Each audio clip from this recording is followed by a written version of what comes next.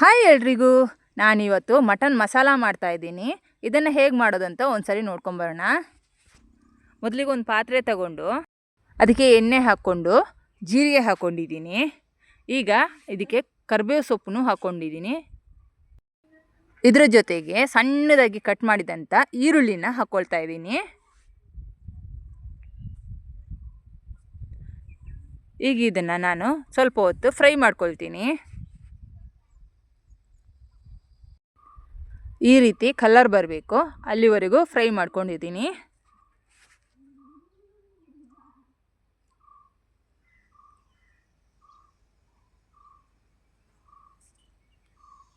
ಈಗ ಇದಕ್ಕೆ ನಾನು ಶುಂಠಿ ಬೆಳ್ಳುಳ್ಳಿ ಪೇಸ್ಟ್ನ ಹಾಕ್ಕೊಳ್ತಾ ಇದ್ದೀನಿ.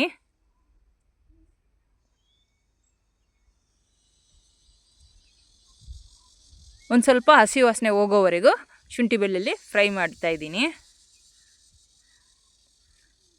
ಈಗ ಇದಕ್ಕೆ ಟೊಮೆಟೊ ಹಣ್ಣನ್ನು ಕಟ್ ಮಾಡಿ ಹಾಕ್ಕೊಳ್ತಾ ಇದ್ದೀನಿ. ಟೊಮೆಟೊ ಹಣ್ಣನ್ನು ಈ ರೀತಿ ಒಂದು ಸ್ವಲ್ಪ ನಾನು ಅಗಲವಾಗಿ ಬಿಡಿಸ್ಕೊಂಡಿದ್ದೀನಿ. ಈಗ ಇದಕ್ಕೆ ಒಂದು ಸ್ವಲ್ಪ ಉಪ್ಪು ಹಾಕ್ಕೊಳ್ತಾ ಇದ್ದೀನಿ. ಈಗ ಇದನ್ನು ಸ್ವಲ್ಪ ಹೊತ್ತು ಮುಚ್ಚಿಬಿಟ್ಟು ಹಾಗೆ ಇಡ್ತಾ ಇದ್ದೀನಿ ಬೇಯಲಿಕ್ಕೆ. ಈಗ ನೋಡಿ, ಬೆಂದಿದೆ ಟೊಮೆಟೊ ಹಣ್ಣು ಚೆನ್ನಾಗಿ.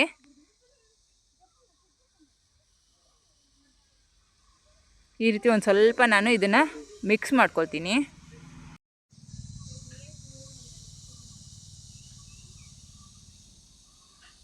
ಈಗ ಇದಕ್ಕೆ ನಾನು ಅರಿಶಿನ,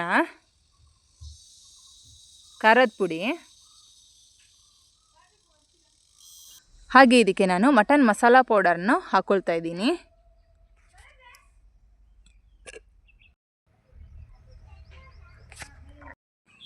ಈಗ ಇದನ್ನು ಚೆನ್ನಾಗಿ ನಾನು ಮಿಕ್ಸ್ ಮಾಡ್ಕೊಳ್ತಾ ಇದ್ದೀನಿ.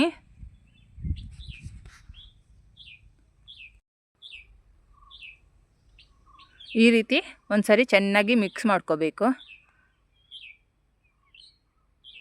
ಆಮೇಲೆ ಇದಕ್ಕೆ ನಾನು ಧನಿಯಾ ಪೌಡರ್ನ ಹಾಕ್ಕೊಳ್ತೀನಿ.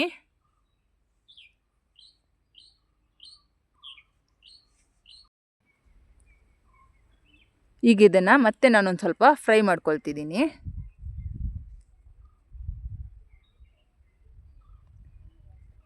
ಈಗ ಇದಕ್ಕೆ ಹುಣಸೆಹಣ್ಣಿನ ರಸ ಹಾಕ್ಕೊಳ್ತಾ ಇದ್ದೀನಿ.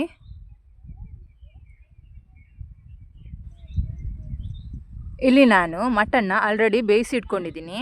ಅದರದ್ದು ಒಂದು ಸ್ವಲ್ಪ ನೀರನ್ನ ಇದಕ್ಕೆ ಹಾಕ್ಕೊಳ್ತಾ ಇದ್ದೀನಿ. ಈಗ ಇದನ್ನು ಚೆನ್ನಾಗಿ ಫ್ರೈ ಮಾಡ್ಕೋಬೇಕು. ಇದರ ಕಲರ್ ಚೇಂಜ್ ಆಗಬೇಕು, ಅಲ್ಲಿವರೆಗೆ ಇದನ್ನು ಚೆನ್ನಾಗಿ ಫ್ರೈ ಮಾಡ್ಕೋಬೇಕು.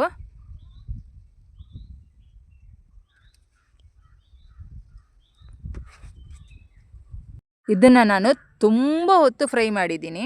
ಇದರ ಕಲರ್ ಚೇಂಜ್ ಆಗಿಬಿಟ್ಟು ಈ ರೀತಿ ಡ್ರೈ ಆಗಿ ಬರುತ್ತೆ, ಅಲ್ಲಿವರೆಗೂ ಫ್ರೈ ಮಾಡ್ಕೊಂಡಿದ್ದೀನಿ. ಇದಕ್ಕೆ ತುಂಬ ಟೈಮ್ ತಗೊಂಡ್ಬಿಡುತ್ತೆ. ಈಗ ಇದಕ್ಕೆ ನಾನು ಬೇಯಿಸಿಟ್ಕೊಂಡಂಥ ಮಟನ್ನ ಇದಕ್ಕೆ ಹಾಕ್ಕೊಳ್ತಾ ಇದ್ದೀನಿ. ಈ ರೀತಿ ಹಾಕ್ಕೊಂಡು ಒಂದ್ಸರಿ ಚೆನ್ನಾಗಿ ಮಿಕ್ಸ್ ಮಾಡ್ಕೊಳ್ತಾ ಇದ್ದೀನಿ.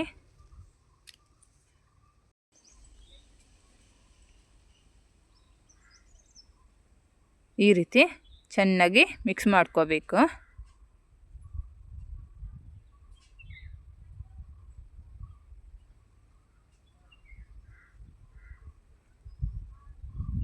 ಈಗ ಇದನ್ನು ಮುಚ್ಚಿಬಿಟ್ಟು ಒಂದು ಸ್ವಲ್ಪ ಕುದಿಯೋಕ್ಕೆ ಹಾಗೆ ಬಿಟ್ಬಿಡಬೇಕು. ಈಗ ನೋಡಿ ಕುದೀತಾ ಇದೆ ಚೆನ್ನಾಗಿ. ಈಗ ಇದಕ್ಕೆ ಸ್ವಲ್ಪ ಕೊತ್ತಂಬರಿ ಸೊಪ್ಪು ಹಾಕ್ಕೊಂಬಿಟ್ರೆ ಮಟನ್ ಮಸಾಲ ರೆಡಿ ಆಗುತ್ತೆ. ನನ್ನ ಮತ್ತಷ್ಟು ವಿಡಿಯೋಗಳಿಗಾಗಿ ಲೈಕ್ ಮಾಡಿ, ಶೇರ್ ಮಾಡಿ, ಕಮೆಂಟ್ ಮಾಡಿ, ಸಬ್ಸ್ಕ್ರೈಬ್ ಮಾಡಿ, ನನ್ನ ಚಾನಲ್ನ ಸಪೋರ್ಟ್ ಮಾಡಿ.